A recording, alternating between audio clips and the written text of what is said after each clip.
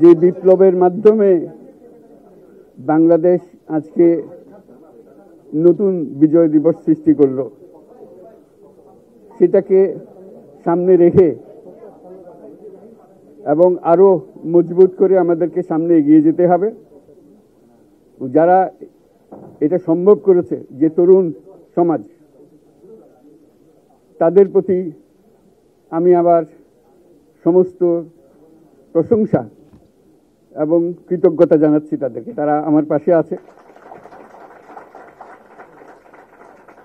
এরা এই দেশকে রক্ষা করেছে, এই দেশকে নতুনভাবে পুনর্জন্ম দিয়েছে এবং এই পুনর্জন্মে যে বাংলাদেশ পেলাম, সে বাংলাদেশ যেন অত্যন্ত দ্রুত গতিতে এগিয়ে চলতে পারে, সেটাই হলো আমাদের শপথ।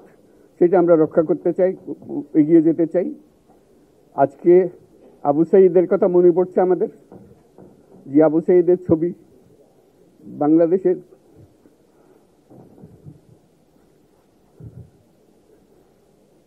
প্রতিটি মানুষের মনে গেঁথে আছে, এটা কেউ বলতে পারবে না। কি অবিশ্বাস্য একটা সাহসী যুবক, বন্দুকের সামনে দাঁড়িয়ে আছে এবং তারপরে থেকে কোন যুবক, কোন যুবতী আর হার মানে নাই, সামনে গিয়ে আছে এবং বলছি যত গুলি মারো, মারতে পারো, আমরা আছি। তো যার কারণে সারা বাংলাদেশ জুড়ে এই আন্দোলন ছড়িয়ে গেছে এবং যার কারণে বাংলাদেশ এই দ্বিতীয়বার স্বাধীনতা অর্জন করলো। এই স্বাধীনতাটা আমাদেরকে রক্ষা করতেই হবে। শুধু রক্ষা করা নয়, এই স্বাধীনতার সুফল প্রতিটি মানুষের ঘরে পৌঁছাতে হবে, তা না হলে এই স্বাধীনতার কোনো দাম নাই। এই স্বাধীনতাটাকে পৌঁছানো হলে আমাদের শপথ, আমাদের প্রতিজ্ঞা যে আমাদেরকে এটা করতে হবে, ঘরে ঘরে পৌঁছাতে হবে। মানুষ যেন জানে যে বাংলাদেশ স্বাধীন হওয়ার অর্থ হলো তার নিজের পরিবর্তন, ব্যক্তির পরিবর্তন, সুযোগের পরিবর্তন, তার ছেলে মেয়ের ভবিষ্যতের পরিবর্তন। এটা যেন প্রত্যেকে বুঝে নেয় এবং আজকে তরুণ সমাজকে বোঝানো যে এই দেশ এটা তোমাদের হাতে, তোমরা এটাকে তোমাদের মনের মতো করে গড়ে তুলবে। তোমরা যেভাবে স্বাধীন করতে পেরেছো, তোমরা এটাকে তোমাদের মনের মতো করে গড়তেও পারবে এবং তোমাদের দেখে সারা দুনিয়া শিখবে কিভাবে একটা দেশ, একটা তরুণ সমাজ গ্রহণ করতে পারে এবং তাকে পাল্টে ফেলতে পারে। তাদেরকে আমি বারে বারে এমনি উপদেশ দিই যে পুরনোদের বাদ দাও, তাদের এই পুরনো চিন্তা দিয়ে এটা মুক্তি আমাদের হবে না, করি সারা দুনিয়ার মধ্যে এটা হবে না। এটা শুধু বাংলাদেশের কথা না, সারা দুনিয়াকে জুড়ে কথা বলছি। তোমাদের মধ্যে যে শক্তি আছে, যে ক্রিয়েটিভিটি আছে, সৃজনশীলতা আছে, সেই সৃজনশীলতাকেও কাজে লাগাতে হবে। এটা শুধু বই খাতাতে লেখার জিনিস না, এটাকে প্রকাশ করার জিনিস, স্থাপন করার জিনিস, সেটা করা। এটা আমরা এই আজকে আমাদের পুরো কাজটা হলো, দায়িত্বটা হলো তারা যেটা অর্জন করে নিয়ে এসছে, এখন তাদেরকে দিয়ে এটাকে করিয়ে দেওয়া, আমাদের সমস্ত কাঠামোগুলো পরিষ্কার করে দেওয়া। সরকার বলে একটা জিনিস আছে, কিন্তু মানুষের কোনো আস্থা নেই।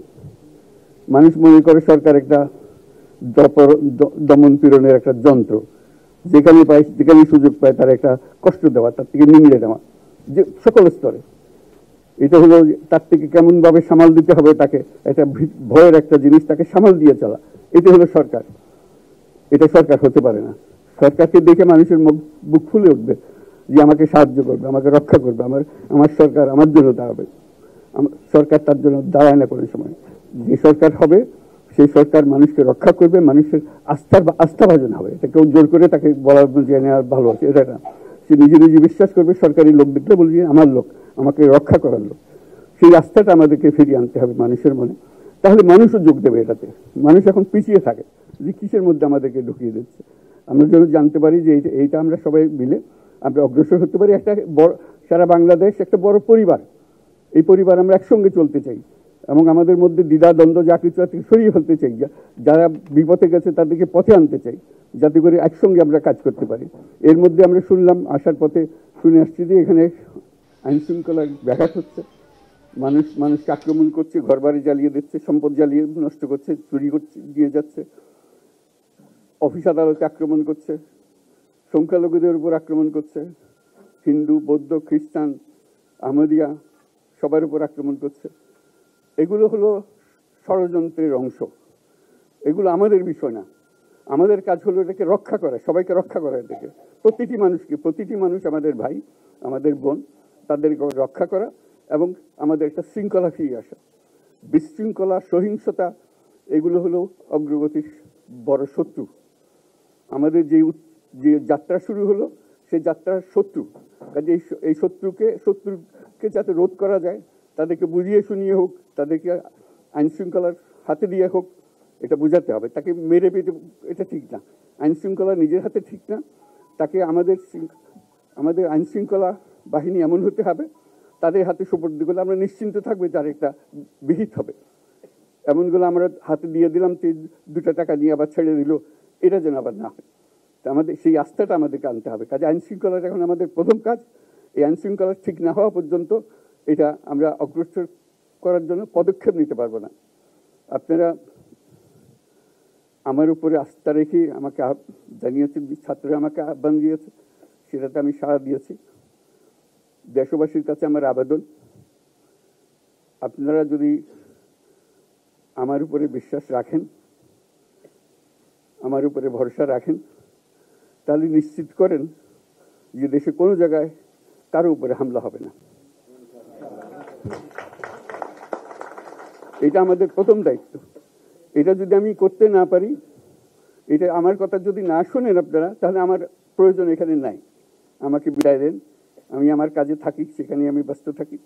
যদি আমাকে প্রয়োজন মনে করেন, তাহলে আমাকে প্রয়োজন মনে করলে আমাদেরকে দেখাতে হবে যে আমার কথা আপনারা শোনেন। আমার কথা না শুনলে আমার কোনো প্রয়োজন নাই। আমার প্রথম কথা হলো, আপনারা বিশৃঙ্খলা থেকে দেশকে রক্ষা করেন, আপনারা সহিংসতা থেকে দেশকে রক্ষা করেন, যাতে আমরা যা আমাদের ছাত্ররা আমাদেরকে পথ দেখায়, সেই পথে আমরা এগিয়ে যেতে পারি। এটা একটা খুব সুন্দর দেশ হতে পারে, বাংলাদেশ একটা খুব সুন্দর দেশের সম্ভাবনাময় দেশ। কাজে এই সম্ভাবনাগুলোকে আমরা নষ্ট করে দিয়েছি। এখন আবার সেই বীজতলা আবার তৈরি করতে হবে, আবার আমাদেরকে জেগে উঠতে হবে। তারাই এই বীজতলা তৈরি করবে, তাদের হাত দিয়েই হবে, এবং তাদের দিকে আমরা তাকাবো এবং আমরা তাদের নির্দেশ মতে আমরা অগ্রসর হব। এখানে সরকারি কর্মকর্তা কর্মচারী যারা আছেন, সেনাবাহিনী, বিমান বাহিনী, নৌবাহিনী প্রধানরা যারা আছেন, তাদের প্রতি অনুরোধ, আমরা একটা পরিবার, এইটার মধ্যে যেন আমাদের গোলযোগ না হয়, আমরা একযোগে একসাথে চলতে পারি এবং আমরা তড়িৎ গতিতে একটা সুন্দর বাংলাদেশ গড়ার পথে এগিয়ে যেতে পারি। সেটাই আমার কামনা। আপনাদের সবার কাছে আবেদন, আমাদেরকে সেই সুযোগ দেন, আমরা সেই পথে আমরা যেন অগ্রসর নিজে প্রশান্তি পাই। পৃথিবীর সবাই আগ্রহ করে তাকিয়ে আছে আমাদের দিকে। এখানে যখন ছাত্ররা রাস্তায় নেমেছে, পৃথিবীর সব জায়গা থেকে অভিনন্দন এসছে, যে তারা অবাক হয়েছে। আমাদের তো গা শিউরে উঠেছে, প্রতিদিন যা হয়েছে অবিশ্বাস্য কাণ্ড। তাদেরও এটা স্পর্শ করেছে, তাদের তরুণরাও জেগে উঠছে আমাদের ছেলে মেয়েদের এই অভিজ্ঞতা থেকে, তাদের এই সংবাদ থেকে তারাও চোখ জেগে উঠেছে আমরা কি করতে পারি। কাজে আমাদের কাজ হবে এগুলো সম্পূর্ণ করা।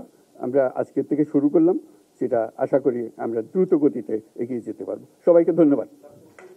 আজকে কোশ্চেন আমি নিলাম না, আর দিও না। Thank you. আজকে আর করো না, হবে কথা তো হবেই। Thank you so much.